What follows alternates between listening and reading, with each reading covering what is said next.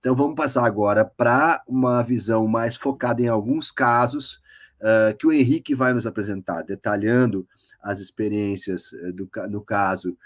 da China, da Rússia e da Colômbia. Né? Então, vamos sair de uma visão mais geral da abordagem, mais do processo amplo, para olhar um pouco mais de foco, experiências concretas que acontecem de orçamento participativo em outros lugares do mundo, para, inclusive, dar uma temperada e permitir que a gente faça um debate mais aprofundado no final.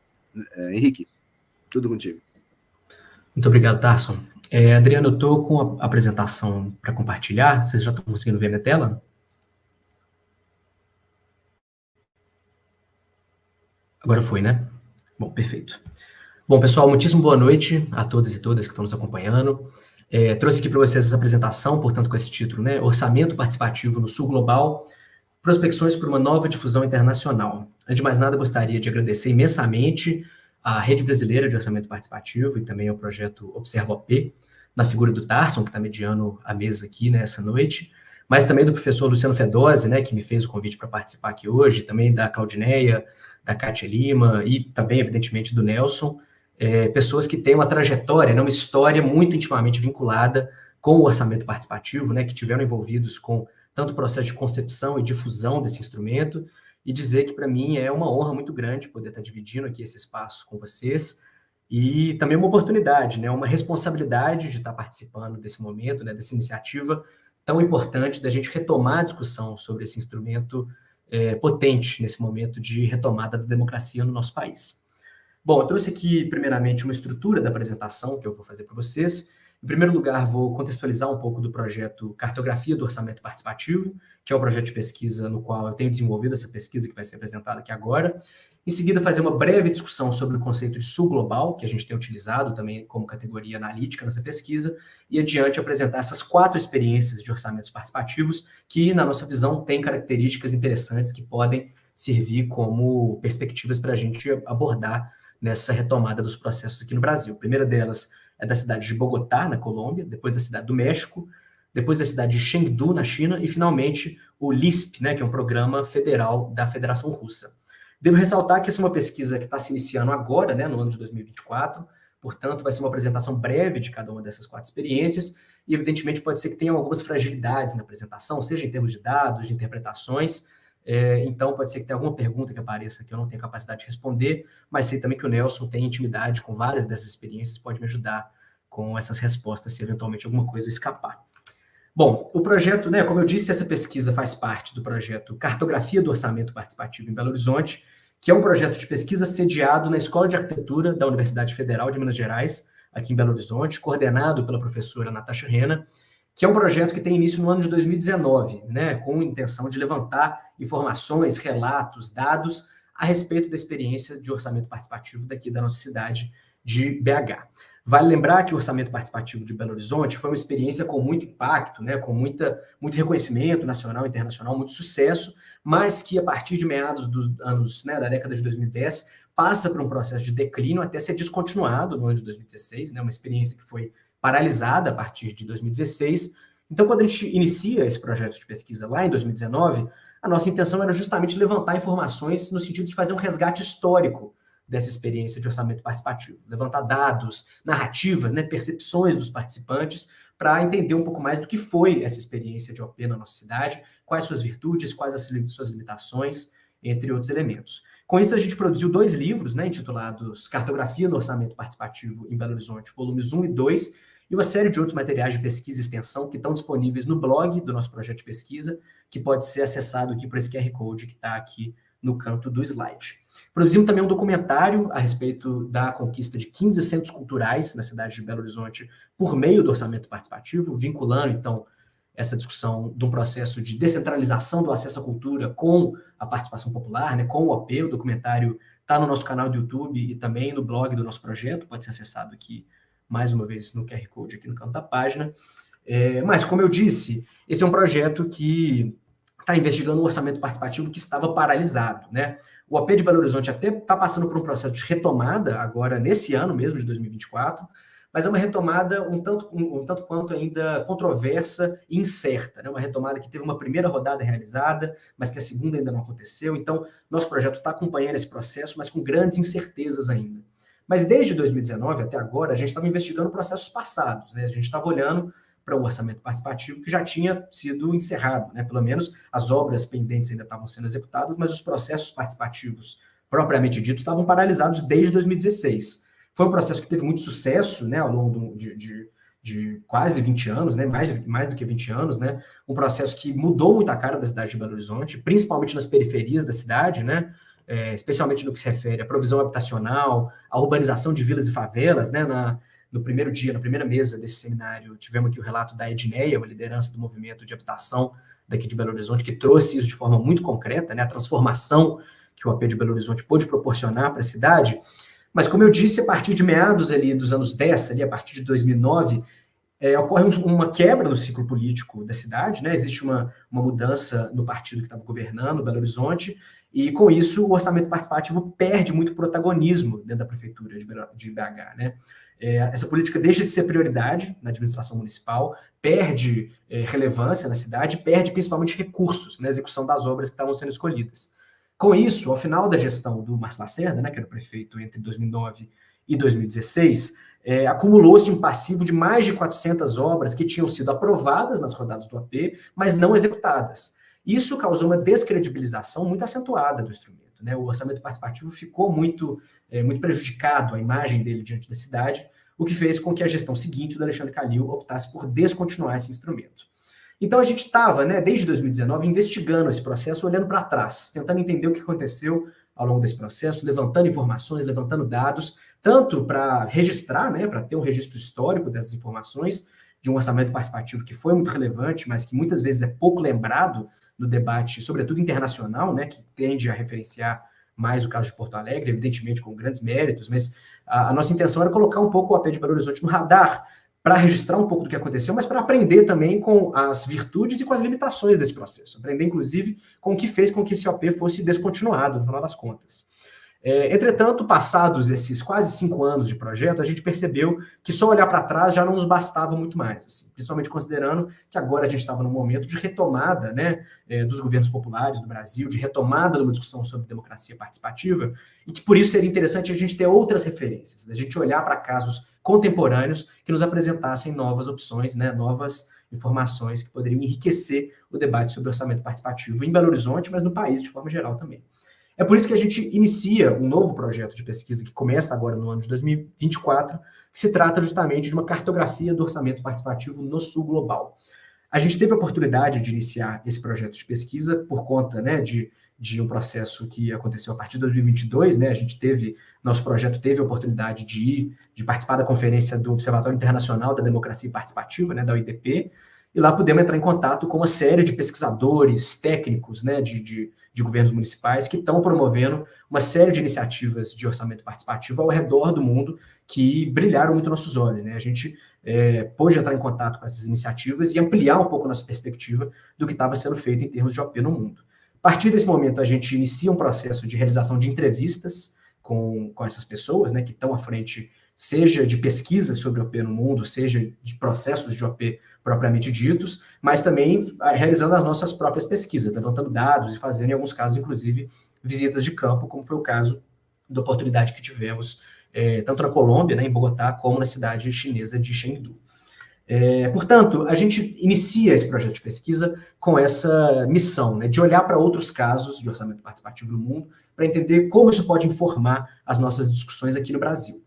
Mas a apresentação do Nelson mostra muito bem que a diversidade de casos de OP atualmente é muito grande. Existem OPs de diversas naturezas, em diversas partes do mundo, com características muito variadas. Então, para onde que a gente deve olhar? Quais devem ser as nossas referências na hora de iniciar esse debate internacional sobre orçamento participativo? Afinal de contas, acho que isso a apresentação do Nelson toca né, de forma muito precisa também. falando de orçamento participativo atualmente, a gente não está falando mais da mesma coisa que se falava no início dos anos 90 ou até mesmo nos anos 2000, né? Se na década de 90 as experiências como de Porto Alegre e Belo Horizonte falavam de forma muito incisiva numa reinvenção da democracia, num aprofundamento democrático, numa inversão de prioridades, né? Justamente nesse momento em que a gente estava no processo de reconceber a democracia no país, depois do período ditatorial, e o AP servia justamente como essa iniciativa de alargar os limites da democracia liberal e representativa em direção a uma concepção mais popular, atualmente a gente tem OPs que, como o Nelson muito bem colocou, não tem mais tanto essas ambições, né? OPs que às vezes estão focados em eficiência orçamentária, que às vezes estão focados numa reaproximação do poder público diante da população, em casos, né, em que os sistemas políticos estão absolutamente descreditados pela sua população. Então, vale também a gente reavaliar nesse momento, em mais um momento de retomada da democracia no nosso país, para quais OPs a gente vai olhar, assim, qual é o modelo de orçamento participativo que a gente quer observar para essa retomada dessa discussão no Brasil. Afinal de contas, o orçamento participativo sai daqui do Brasil com essa roupagem, né, com essa ambição toda, se difunde dentro do próprio país,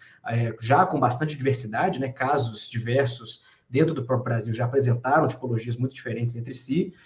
mas segue para o mundo e se adapta às condições específicas de cada um desses países e localidades onde o instrumento se instalou. Então, no caso agora da gente se reapropriar desse instrumento, quais devem ser as características preponderantes? Né? Essa que é a pergunta disparadora desse projeto de pesquisa. E qual o cenário, portanto, no Brasil atualmente, né, que evidentemente, como colocado nas outras mesas, né, o Edinho colocou isso muito bem na apresentação do primeiro dia. No Brasil, o cenário é de declínio, né, de muita dificuldade para se retomar a democracia participativa, e qual, portanto, seria esse cenário no Sul global. Então, portanto, isso nos leva a discutir esse conceito, né? Por que adotar essa ideia do Sul global? Sul global parece, né, ser uma ideia um pouco nova no âmbito das relações internacionais, né? Parece, inclusive, de certa forma, um termo da moda. O próprio presidente Lula tem citado muito essa categoria de Sul global nos seus discursos, nos fóruns internacionais e tudo mais, mas é um conceito, de certa forma, de difícil acepção, né? Não existe muito consenso a respeito do que seria o Sul global, ou mesmo da validade, né, da utilização desse conceito.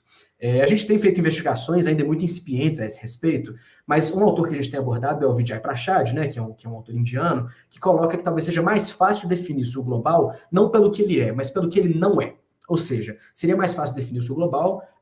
dizendo de que ele não faz parte do Norte global, ou seja, os países que não estão no eixo América do Norte, Europa Ocidental, Japão e Austrália e Nova Zelândia, né? Países que não fizeram parte, não foram os beneficiados pelos processos de colonização, países que não foram os vencedores da Guerra Fria, países que não figuram, né, nos postos de maior relevância das cadeias globais de valor, né, e que não figuraram, sobretudo, ao longo do século XX, e também países que não tiveram restrições significativas nas suas soberanias, né, pelo menos nos últimos 100 ou 50 anos. Nesse sentido, o Sul global seria justamente esses outros países que estão na parte de baixo do globo, né? Então, países que foram subjugados por esses processos. Existe uma certa controvérsia a respeito, por exemplo, da classificação da Rússia, ou até da Turquia, ou do próprio Cazaquistão, como parte ou não do Sul global, né? São países que estão em posições um pouco intermediárias entre Europa e Ásia, países que ocuparam posições geopolíticas muito distintas ao longo da história, mas é uma discussão que está em aberto e que nos interessa muito no sentido de identificar condições para essa discussão sobre democracia participativa e sobre orçamento participativo, condições que podem ser semelhantes entre as diferentes realidades. Nesse sentido, a gente tem lançado essa pergunta se a participação popular, né, se o orçamento participativo poderia ser uma possibilidade de se estabelecer diálogos entre as diferentes condições existentes no Sul global que escapam um pouco dessa normatividade, desse ideal de democracia muito liberal e muito ocidentalizado que tem predominado no debate internacional nas últimas décadas. Nesse sentido, a gente tem identificado algumas experiências de orçamento participativo que emergem em localidades do Sul global, né, algumas delas em países mais firmemente consolidados como parte do Sul global, como México, Colômbia, e outras, né, no caso como da Rússia, que é um país que está numa situação, de certa forma, um pouco intermediária, mas que são orçamentos participativos que não representam a totalidade dos OPs que estão sendo praticados no Sul global, longe disso, mas, pelo contrário, são casos os quais a gente, enquanto projeto de pesquisa, pode ter um contato mais próximo, né, conhecemos as pessoas que estão à frente desses processos, portanto, tivemos acesso a dados, tivemos acesso a informações, mas, principalmente, orçamentos participativos que, de alguma forma, trazem consigo características que nos parecem interessantes em relação àquilo que a gente quer trazer para a discussão no Brasil. ou seja, orçamentos participativos que, de alguma forma, têm consigo um caráter redistributivo, né? Uma forma de se utilizar da participação como um mecanismo de se olhar para as partes menos servidas do território, então, grupos populacionais menos privilegiados, e, de alguma forma, enfrentar essa normatividade que se tem no debate sobre democracia atualmente, né? Trazer concepções alternativas a partir de projetos políticos emergentes que desviam de uma forma ou de outra dessa normatividade do debate sobre democracia na atualidade. A primeira dessas experiências, como colocado, é da cidade de Bogotá, capital da Colômbia, né? Bogotá é a capital e maior cidade do país, com quase 8 milhões de habitantes e pouco mais de 10 milhões na sua região metropolitana. Aqui tem uma imagem da região metropolitana de Bogotá, né? Bogotá é esse município mais esticado aqui, que tem uma zona rural muito extensa, e essa mancha em cinza aqui é a mancha urbana da cidade, que está, por sua vez, ampliada aqui, mostrando as suas divisões, as suas subdivisões administrativas, né? Essa mancha urbana, né, a zona urbana de Bogotá está dividida em 20 localidades que funcionam como subprefeituras.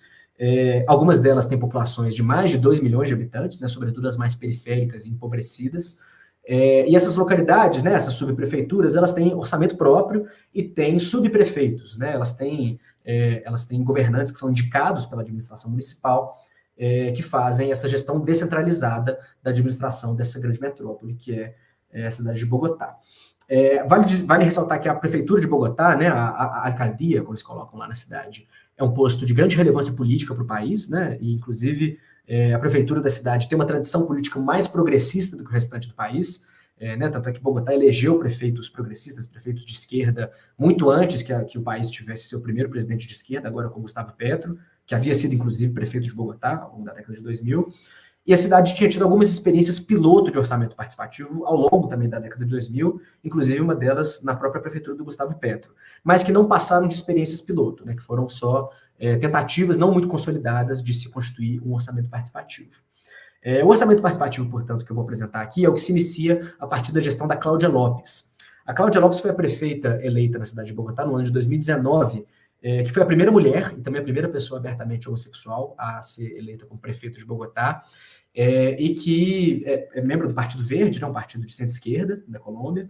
e que inicia sua gestão municipal com essa iniciativa de implementar um sistema de participação e governo aberto. Ou seja, toda a gestão municipal de Bogotá seria orientada por esses ideais da participação e do governo aberto. Todas as iniciativas da gestão municipal teriam em si elementos participativos, o que fez com que a participação e o orçamento participativo tivesse uma centralidade muito grande nessa administração municipal. Vale ressaltar que esse processo todo também é aliado, né, ele acontece de forma paralela a um processo muito interessante de descentralização administrativa e de um planejamento territorial descentralizado. Como eu disse, a cidade é dividida em 20 localidades, e essas 20 localidades têm a elaboração, assim como a gente elabora aqui no Brasil, né, os planos plurianuais e os planos diretores para a cidade, lá eles têm também os planos de desenvolvimento local, que são elaborados para cada uma dessas 20 localidades, além de um plano de desenvolvimento distrital, né, que é para o município como um todo.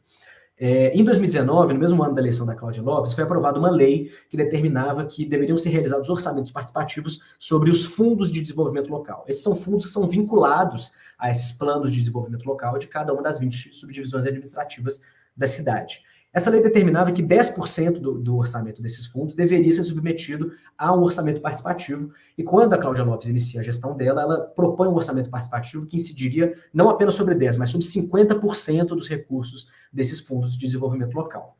É interessante que esse é um processo que ele pega quase que o período inteiro da pandemia, né? Afinal de contas, a gestão da Cláudia Lopes se inicia no ano de 2020 e vai até 2024, então toda a pandemia está dentro desse processo. Então, foi um processo que teve que ter uma dimensão de digitalização também muito forte.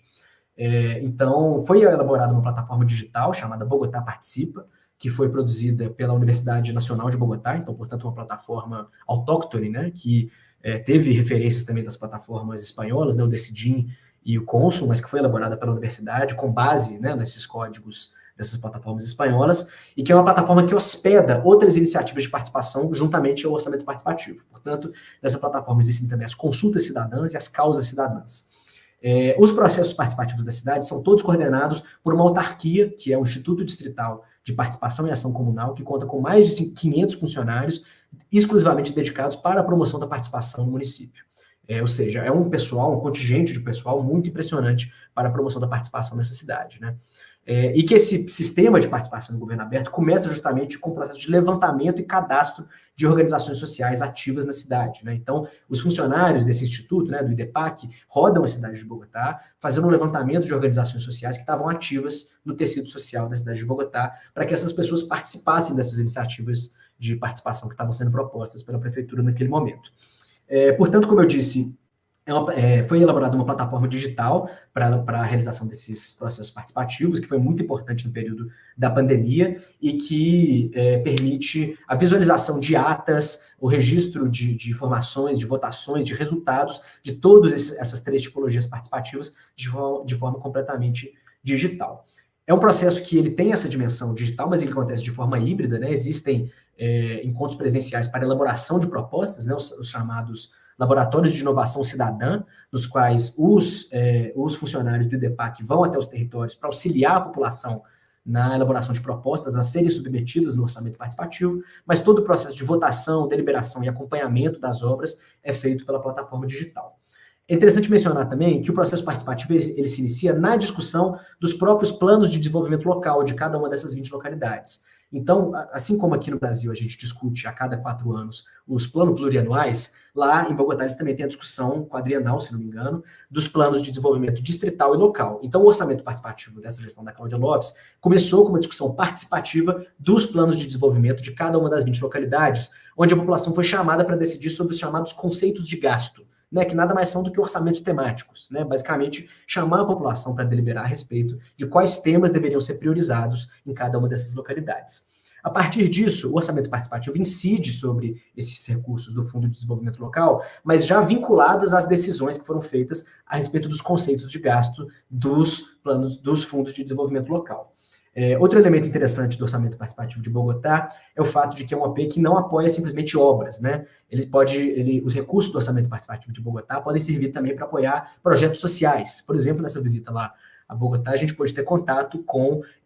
organizações sociais que prestam serviços de cuidado, né? Por exemplo, grupos de cuidadores de idosos e pessoas com deficiência que recebem apoio de recursos do orçamento participativo para executarem ali as suas atividades profissionais com viés comunitário e social, né? Muito, muito destacado. E existe um processo também de capacitação da própria prefeitura com as organizações sociais para que elas possam concorrer às licitações para executar esses projetos sociais que são apoiados pelo orçamento participativo. É um instrumento que tem uma incidência mais destacada nas áreas periféricas e menos servidas da cidade e que tem um número de participação muito expressivos, né? No ano de 2023, eles tiveram cerca de 230 mil participantes no total desse orçamento participativo. Vale mencionar que, como eu disse, a prefeitura da Cláudia Lopes se inicia em 2020, vai até agora, em 2024, e a prefeitura dela acabou, portanto, e foi eleito agora o Carlos Galán, que é do Partido Liberal, se não me engano, da Colômbia, que é um partido de centro-direita. Então, eu estou tentando acompanhar um pouco as postagens, né, as notícias lá de Bogotá, mas não está muito claro ainda qual a situação atual desse orçamento participativo, agora que foi finalizada a gestão da Cláudia Lopes. Aqui tudo indica o OP segue ativo, mas o teor, né, redistributivo e democratizante desse orçamento participativo ainda não é muito claro nessa altura em que essa gestão do Carlos Galán está apenas se iniciando. Bom, o segundo caso que eu trouxe aqui para a apresentação é da Cidade do México, que é, em grande medida, muito semelhante ao de Bogotá. Tem muitas características em comum, mas algumas particularidades, né? A Cidade do México é a capital do México, e também a maior cidade do país, com um pouco mais de 8 milhões de habitantes na cidade e cerca de 20 milhões na sua região metropolitana. A Cidade do México, até 2017, era um distrito federal, mas a partir de 2017 passa por um processo de reforma, né, e se torna uma cidade autônoma, assumindo uma posição de maior autonomia administrativa e política, inclusive maior autonomia financeira, orçamentária, inclusive de endividamento. E é atualmente governada por uma chefatura de governo, que funciona, de certa forma, como um governo estadual, em certa medida, né? E, nesse sentido, a cidade é subdividida também em 16 demarcações territoriais, mas, diferentemente do caso de Bogotá, aqui elas têm não só orçamento próprio, mas têm também autonomia política. Ou seja, cada uma dessas 16 demarcações territoriais elegem seus próprios representantes, né, seus próprios alcaldes locais, né, seus prefeitos, inclusive seus vereadores também, os concejales. Assim como em Bogotá, algumas dessas subdivisões têm mais de 1 milhão de habitantes, né, como é o caso aqui de Iztapalapa, que é uma região que a gente vai destacar mais adiante na apresentação. E existe uma outra subdivisão administrativa abaixo das demarcações territoriais, que são as unidades territoriais, que são basicamente os bairros, que são 1.837 na cidade toda, e entre eles existem as colônias, que são os assentamentos modernos da Cidade do México, mas também os pueblos, porque vale destacar que a Cidade do México é um assentamento pré-hispânico, né? Ou seja, existem povos tradicionais, povos originários na Cidade do México, então os pueblos são justamente as localidades onde estão situados os povos tradicionais, e as colônias são os assentamentos modernos, né? Então existe essa distinção que é também levada em consideração nesse orçamento participativo. Bom, a Cidade do México, assim como o país de forma geral, passou ao longo das últimas décadas por um processo de reforma eleitoral em face de uma série de processos de fraude que vinham acontecendo nas eleições do país, né, ao longo do tempo, mas enfim. Isso levou ao estabelecimento de um chamado poder eleitoral, né, que é como se fosse um quarto poder que executa, né, e que coordena todos os processos eleitorais do país e da cidade, assim como aqui no Brasil a gente tem a justiça eleitoral, lá eles têm como se fosse um outro poder que é voltado exclusivamente para levar adiante os processos eleitorais. E no caso da Cidade do México, né, o Instituto Eleitoral da Cidade do México, que é esse poder eleitoral né, do município, ele é o responsável pela coordenação do orçamento participativo. Então tem essa peculiaridade que é uma OP que está sob responsabilidade desse poder eleitoral e não do executivo. Entretanto, a iniciativa de implementação desse orçamento participativo, assim como nos casos brasileiros e também no caso de Bogotá, ela não partiu desse poder eleitoral, mas partiu sim do poder executivo, de um projeto político, inclusive de esquerda, que estava empoderado naquele momento, a princípio em uma única unidade territorial, que era justamente a de Iztapalapa, que é uma das mais populosas e mais empobrecidas da cidade, e que no ano de 2009, estava sob a administração da Clara Brugada, que é uma política vinculada, na época, ao PRD, né, que é um partido de centro-esquerda, e que mais recentemente se vincula ao Morena, né, que é uma dissidência do PRD, também de centro-esquerda, que é inclusive o partido do atual presidente, né, Andrés Manuel López Obrador, e da atual presidenta eleita, Claudia Sheinbaum, que é inclusive a chefa de governo da Cidade do México. Portanto, você tem essa implementação piloto do AP da Cidade do México em 2009, na unidade territorial de Iztapalapa, e que no ano seguinte se expande para toda a cidade, também a partir de um grupo político que governava a Cidade do México, também vinculado ao PRD e posteriormente ao Morena. A partir de 2010, portanto, você tem essa implementação para toda a Cidade do México do orçamento participativo. Vale destacar que é um OP, como eu disse, que é coordenado pelo Poder Eleitoral. Então, nas diferentes unidades territoriais, existem governos de diferentes partidos, né? Você tem 16 unidades territoriais, algumas delas são governadas pelo mesmo partido da chefatura de governo, né, do governo da cidade, mas outras não. Existem unidades territoriais que são governadas por partidos de direita ou centro-direita, né? O próprio PAN e o PRI, que são os principais adversários eleitorais do Morena. Mas mesmo assim, essas unidades territoriais também executam o orçamento participativo, porque ele está determinado por lei e é executado pelo Poder Eleitoral. E os processos participativos são coordenados pelo Poder Eleitoral. As administrações das unidades territoriais têm a responsabilidade de executar os empreendimentos eleitos. Bom, como eu disse, esse é um processo que está instituído por lei e que existe desde 2009, 2010, mas que a partir de 2017 passa por algumas mudanças, a partir do momento que você tem a promulgação de uma lei de participação da Cidade do México, que determina algumas normativas para a elaboração desse processo, desse orçamento participativo. Uma delas é um percentual, que atualmente chegou à casa dos 4% do orçamento das demarcações territoriais. Eu disse mais para trás de unidades territoriais, eu estava me referindo às demarcações territoriais.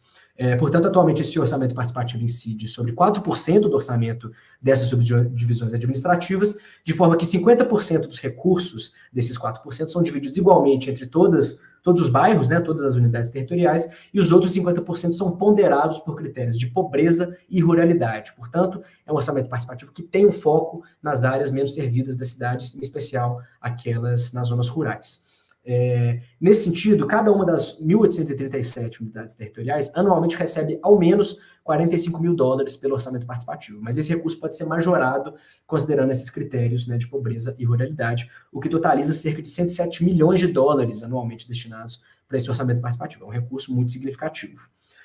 Vale ressaltar também que os pueblos, né, os assentamentos de povos originários na Cidade do México, recebem e implementam os recursos do AP de forma autônoma, né? As autoridades tradicionais desses territórios são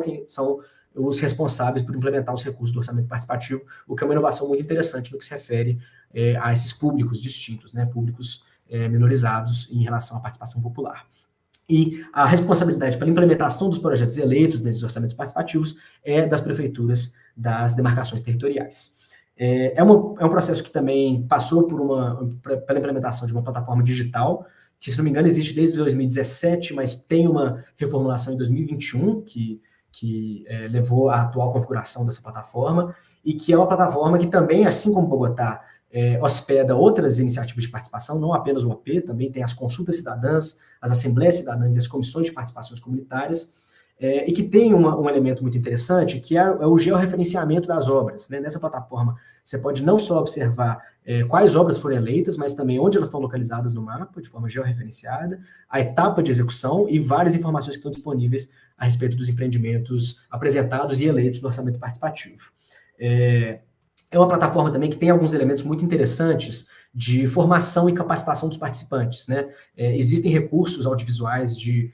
formação, videoaulas, né? Aqui no slide anterior tinha algumas imagens que mostravam apresentações de alguns projetos que foram considerados inovadores, né? Os chamados projetos novedosos, que eles chamam lá na Cidade do México. Então, tem vídeos apresentando projetos que podem servir como referência para outras comunidades, tem videoaulas, tem quizzes, né? Que podem ser realizados para que os cidadãos compreendam um pouco melhor do processo. Então, é uma plataforma realmente muito complexa e muito interessante. E vale ressaltar também que eles têm cerca de 400 mil participantes anuais nesse processo, que é um número também muito expressivo, principalmente comparado às experiências brasileiras de OP que a gente teve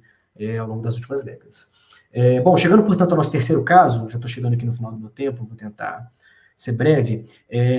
do orçamento participativo da cidade chinesa de Chengdu. Chengdu é a capital da província de Sichuan, localizada aqui no sudoeste da China, e que é a quarta maior cidade do país, né? Uma cidade que, assim como toda a China, tem uma divisão territorial muito distinta daquela que a gente está acostumado aqui no Brasil. Então, é uma cidade que, na realidade, ela tem uma escala que quase se assemelha a uma cidade-região, ou mesmo uma região metropolitana, né? Uma cidade com mais de 20 milhões de habitantes, dos quais cerca de 15 estão na sua zona urbana, que está circulada aqui em vermelho, e os outros 5 milhões estão na sua zona rural. Né? Então, enfim, aqui você tem os 12 distritos urbanos da cidade, todos esses outros condados ou cidades a nível de condado, né, que são os nomes das subdivisões administrativas, estão na zona rural. Portanto, uma área muito, muito grande de ruralidade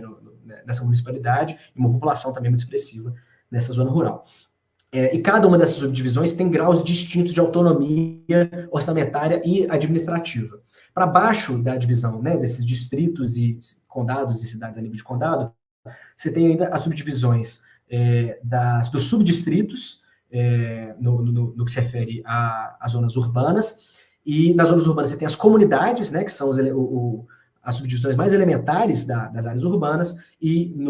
na área rural você tem os condados e as vilas, né, que são entidades autônomas e mais próximas das comunidades, às vezes com 1.000 ou no máximo 5, 10 mil habitantes, no que se refere às zonas rurais. No que se refere a orçamentos participativos na China, antes desse OP de Chengdu, existiam já experiências de orçamento participativo em outras cidades chinesas, mas todas elas na porção leste do país, portanto, numa parte em que se tem uma influência ocidental um pouco maior, né? E eram, justamente, todos eles orçamentos participativos promovidos por ou acadêmicos ou então instituições internacionais, né, que tinham ou uma promoção direta dessas instituições ou então uma influência muito grande. E o caso de Chengdu é interessante porque ele é o primeiro orçamento participativo autóctone, né, ou então endógeno da China, né, um orçamento participativo que é de fato gestado pela burocracia chinesa ali, né, seja pelo governo da municipalidade de Chengdu, mas também com um papel muito preeminente do governo central. O contexto de elaboração desse orçamento participativo é justamente um crescimento muito acelerado que o país enfrentou nas últimas 2 ou até 3 décadas e que impactou muito a cidade de Chengdu, né? Chengdu, como eu disse, é um dos principais eixos de expansão a oeste da China e é uma cidade que sofreu muito com esse processo de crescimento urbano nas últimas décadas, né? É uma cidade que teve um salto do meados da década passada para cá, cresceu mais de 10 milhões de habitantes. Então, vocês imaginem o que isso provocou para a cidade em termos territoriais, né? E, nesse sentido, houve um agravamento dos problemas territoriais provocados por esse processo muito acelerado de urbanização. Então, seja em relação a questões ambientais, questões fundiárias, às vezes muito relevantes, estavam sendo suscitadas por esse processo, entre uma série de outras questões que estavam aparecendo como resultados desse desenvolvimento muito acelerado que a China passou nos últimos anos. E, nesse sentido, existe um processo que vem do governo central da China, a partir de 2006, que surge a partir do 11º Plano Quinquenal, que tem a ver com as chamadas 5 coordenações abrangentes, né, que tem a ver com integração urbano-rural, uma integração entre áreas mais ou menos desenvolvidas, que vai levar ao estabelecimento desse processo na cidade de Chengdu. Portanto, em 2007, você tem o estabelecimento da cidade de Chengdu como uma zona piloto para o estabelecimento de uma reforma do desenvolvimento rural e urbano integrado, né? Ou seja, iniciativas que equalizassem um pouco mais o desenvolvimento entre as áreas urbanas e rurais dessa cidade, que estava num processo de crescimento muito acelerado. Esse processo se dá com um diálogo muito interessante entre a municipalidade de Chengdu, né, o Partido Comunista Local, e as bases, né, as aldeias rurais dessa municipalidade, na medida que existia uma tradição de deliberação comunitária, né, uma democracia a nível de aldeia, que existe milenarmente, né, nessa região da China e em diversas outras também. Isso serviu como inspiração para que o governo municipal estabelecesse um processo de discussão participativa da posse da terra naquelas localidades que estava sendo muito impactada pelo processo de crescimento urbano. Isso se deu, portanto, em 2007, e a partir de 2008 isso faz com que o governo municipal passasse a destinar recursos adicionais para que essas localidades rurais pudessem fazer um processo de melhoria dos serviços públicos e da infraestrutura existente naquelas localidades. A partir de 2009, isso se estabelece formalmente como uma reforma da gestão social e serviços públicos a nível de aldeia. É um processo que nunca recebeu o nome de orçamento participativo, mas que funciona de forma muito parecida e que funcionava com a distribuição de formulários porta a porta. Portanto, em cada uma das vilas dessas localidades rurais da cidade de Chengdu eram distribuídos formulários para coletar propostas dos cidadãos, que depois levavam à eleição de um conselho de aldeia que fazia votações e deliberações a respeito de quais projetos deveriam receber esses recursos advindos do governo municipal. Entre os anos de 2009 e 2011, foram investidos cerca de 325 milhões de dólares em financiamentos nessas localidades da zona rural de Chengdu, que é um valor também muito expressivo em termos de orçamentos participativos. Na última década, nos últimos 15 anos, na realidade, esse processo passa por mudanças muito acentuadas, né? A princípio era um processo focado exclusivamente nas zonas rurais de Chengdu, e a partir de 2012 ele é expandido para toda a municipalidade, incluindo, portanto, também as zonas urbanas, e passa a se chamar o Fundo de Apoio a Comunidades, né? Ele deixa de se chamar aqui da reforma de gestão social, etc., etc., e recebe esse nome de Fundo de Apoio a Comunidades, sendo agora um processo que incide sobre tanto as vilas rurais, mas também as comunidades urbanas. Nesse sentido, existe uma diferença interessante de se observar, na medida em que nas zonas rurais, os projetos escolhidos mantêm-se até hoje com uma certa predominância de uma demanda por infraestrutura e geração de renda, que era justamente a grande demanda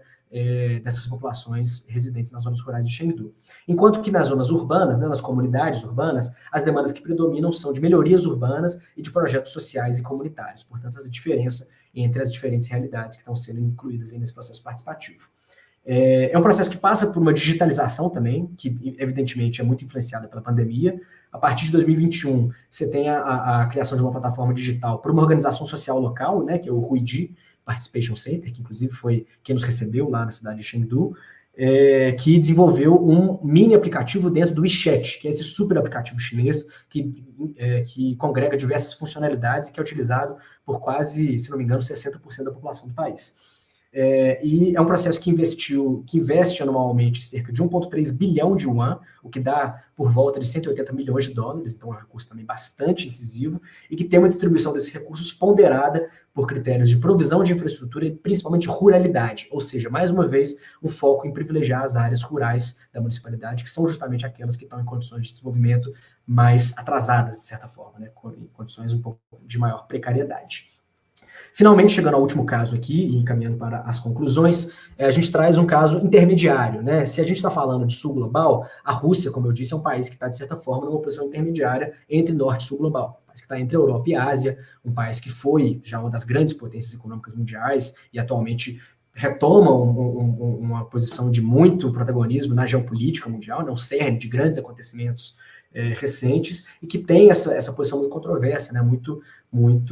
única, né, no cenário internacional. É um país com uma extensão territorial gigantesca, né, e com muita diversidade dentro do seu território, seja em termos culturais, econômicos, étnicos e até linguísticos, e que tem uma divisão territorial também muito complexa, com diferentes graus de autonomia entre as diferentes regiões. Preciso agradecer, inclusive, ao próprio Nelson, né, porque a maior parte das informações que eu pude coletar a respeito desse processo são provenientes da publicação que ele organizou, né, do Esperança Democrática, com o texto do Ivan Chuga, né, que é um dos técnicos do Banco Mundial que esteve envolvido com esse processo. Enfim, esse é um processo, né, que recebeu o nome de Local Initiative Support Program, né, ou seja, Programa de Apoio a Iniciativas Locais, e que é uma iniciativa do Banco Mundial, que começa ali em meados da década de 2010, em uma única região da Federação Russa, né, que é o território de Stavropol, que está localizado no Cáucaso Norte, se não me engano, por aqui no mapa. Quem tiver um conhecimento um pouco maior de geografia russa pode me ajudar com isso aqui. Mas, muito rapidamente, esse processo se expande para outras regiões russas, né, nos primeiros anos da sua implementação, e que a partir de 2016 ele é adotado pelo Ministério das Finanças do governo federal, né? Então ele deixa de ser uma iniciativa exclusivamente do Banco Mundial e passa a ter o respaldo do governo da Federação Russa. Se trata, então, de um processo que destina recursos das administrações regionais para pequenas municipalidades, sobretudo rurais, dessas áreas, né, dessas regiões. E que, pelo menos até onde eu tive acesso às informações, destinava uma quantia de recursos ainda muito tímida, né, cerca de $30 mil por municipalidade, né, e municipalidades muito remotas e, sobretudo, em zonas rurais, né, dessas regiões, só que contava com a possibilidade de cofinanciamento, que é um elemento bastante interessante desse processo, que diz respeito à possibilidade de que você combine um orçamento que vem das administrações regionais com recursos municipais, mas também recursos privados e, às vezes, até recursos da própria população que pode contribuir com a execução desses projetos. Isso, para a gente aqui no Brasil, pode parecer muito esquisito, né? A população contribuir com recursos para executar o processo do orçamento participativo, mas, segundo os relatos, né, que eu pude perceber nesses textos e palestras que eu encontrei para a elaboração dessa pesquisa, parece que é um processo de bastante sucesso, até que tem feito com que a população tenha mais identificação com as obras na medida que eles têm essa entrega, né, essa mobilização de recursos próprios para a execução dos projetos. E assim como diversos dos outros orçamentos participativos do Banco Mundial, é um OP que tem foco em eficiência orçamentária, né? Vale ressaltar, mais uma vez, né, que é um processo que tem foco em municipalidades rurais e muito remotas, em geral, e que serve muitas dessas municipalidades como um mecanismo de sociabilidade, né, na medida que são municipalidades em que você tem condições climáticas muito severas, né, às vezes condições de deslocamento difíceis, e o que o encontro nessas assembleias participativas serve como um elemento de sociabilidade muito importante, e justamente por conta disso são processos que têm um alto comparecimento nas suas rodadas de participação. Outro elemento interessante que vale né, despertar nosso interesse daqui para frente é o fato de que desde 2022 a colaboração com o Banco Mundial foi encerrada na medida em que o banco fechou as portas do seu escritório na Rússia a partir do momento em que se iniciou o conflito bélico entre Rússia e Ucrânia, o que fez com que o processo fosse assumido inteiramente pelo governo federal, né, pelo Ministério das Finanças, e justamente por conta disso existem poucas informações disponíveis em inglês ou, né, em qualquer língua que não seja o russo, atualmente na internet ou qualquer outro canal, o que faz com que novas informações sejam difíceis de encontrar, mas de toda forma é interessante observar daqui para frente quais vão ser os desdobramentos desse processo, né, na medida em que essa influência do Banco Mundial vai deixar de existir nesse orçamento participativo e vai passar a ser um processo exclusivamente liderado pelo Ministério das Finanças e os governos regionais da Federação Russa. Bom, chegando, portanto, às considerações finais, a gente consegue identificar algumas virtudes e características em comum entre esses 4 orçamentos participativos. Em 3 deles, né, com exceção do caso russo, a gente pode observar altos valores investidos nesses OPs, né? Tanto Bogotá, quanto a Cidade do México, quanto Chengdu, têm cifras muito expressivas de investimentos nesses orçamentos participativos e com uma complexidade e sofisticação administrativa muito alta, né? Um contingente de servidores públicos, de estruturas administrativas dedicados a esses processos de uma forma muito impressionante. Além disso, todos eles têm relação com o processo de descentralização administrativa. Isso fica muito visível, né, no caso, por exemplo, da Cidade do México, em que você tem um orçamento participativo que caminha junto com o processo de autonomia das demarcações territoriais, né, um processo, e mesma coisa também para o caso de Bogotá, né, do orçamento participativo que caminha junto com a elaboração de planos de desenvolvimento local. Então, em todos os exemplos que a gente traz, de alguma forma existe um processo de descentralização administrativa aliado a esses OPs. Com exceção, mais uma vez, do caso russo, todos esses 3 OPs utilizam plataformas digitais muito sofisticadas. No caso chinês, inclusive, é muito peculiar, porque é uma plataforma digital vinculada a um aplicativo de mensagens e que, pelas nossas conversas, né, com o nosso contato lá em Chengdu, né, o professor Ming Zhuang, parece que eles estão, inclusive, implementando mecanismos de inteligência artificial para triagem das propostas, o que é uma inovação muito interessante. Existe em todos eles, de alguma forma, também um certo foco em redistribuição e justiça espacial. Então, uma mediação que a participação popular faz entre centro e periferia, entre rural e urbano, e no caso da Cidade do México, inclusive, uma mediação entre assentamentos modernos e tradicionais, né, pensando aí na questão dos pueblos e das colônias. Em relação aos projetos políticos que estão por trás desses OPs, tanto em Bogotá quanto na Cidade do México, são projetos de esquerda ou centro-esquerda, né, muito vinculados a esse ciclo, nessa onda rosa latino-americana, e que, no caso, que tem vínculos, né, muito expressivos com movimentos populares, cada um nas suas realidades locais, mas que, no caso mexicano, tem essa peculiaridade de ser um orçamento participativo coordenado por um poder eleitoral e não pelo poder executivo, o que é um caso também muito particular, né, que tem um certo grau de institucionalização um pouco maior. O caso de Chengdu, você tem uma iniciativa do Partido Comunista local, mas com um diálogo interessante com as bases, né, com a tradição de deliberação comunitária, né, de democracia a nível de aldeia existente na China, né, milenarmente falando. E no caso russo, né, o LISP tem essa peculiaridade por ser um processo que se inicia como uma política do Banco Mundial, mas que agora é assumido pelo governo federal nesse momento de tensão e disputa geopolítica, o que talvez traga desdobramentos que valem a pena observar daqui para frente. Bom, finalmente, só algumas reflexões. É importante a gente entender que a gente está em um momento, em termos da geopolítica global, de da emergência de projetos de hegemonia não ocidentais, né? A gente tem visto uma certa retração da hegemonia do Ocidente, né, globalmente falando, ou então até de um certo deslocamento do centro dinâmico mundial para o Oriente, como colocaria o Mars Postman, né? E, nesse sentido, isso se conforma a partir de arranjos geopolíticos alternativos, como é o caso dos BRICS, né, do qual integram o Brasil, mas também a União Econômica Eurasiática, a iniciativa Cinturão e Rota, né, que é uma iniciativa de comércio exterior chinesa, então a Organização de Cooperação de Xangai, ou então até os mecanismos da integração regional latino-americana, né, a CELAC, a Unasul, o Mercosul, enfim, iniciativas essas que estão voltadas para essa tentativa de se multipolarizar as relações internacionais e se deslocar a hegemonia ocidental do cerne das relações internacionais e geopolíticas. Nesse sentido, a observação desses casos de orçamento participativo nesses países levanta essa pergunta final dessa apresentação, e com isso eu concluo, se seria possível, a partir dessas práticas, a gente reconceber uma difusão internacional do orçamento participativo a partir do sul global, quem sabe se valendo da estrutura dessas instituições internacionais e pensando nas características dos orçamentos participativos que seriam interessantes para que a gente retomasse essa política aqui no Brasil, com as características que nos interessam para discutir tanto democracia quanto território aqui no Brasil, né? Muito provavelmente próximas àquelas que informaram o orçamento participativo na sua gênese lá nos anos 80 e 90. É isso, peço perdão por ter me estendido aqui no tempo e agradeço imensamente o tempo e a atenção de todos e todas vocês. Muito obrigado. Muito obrigado, Henrique. Eu acho que a extensão valeu pela qualidade do conteúdo, então a gente inclusive não nos preocupamos em limitar nem a do Nelson, nem a tua, porque eu acho que se justifica, em que pese a gente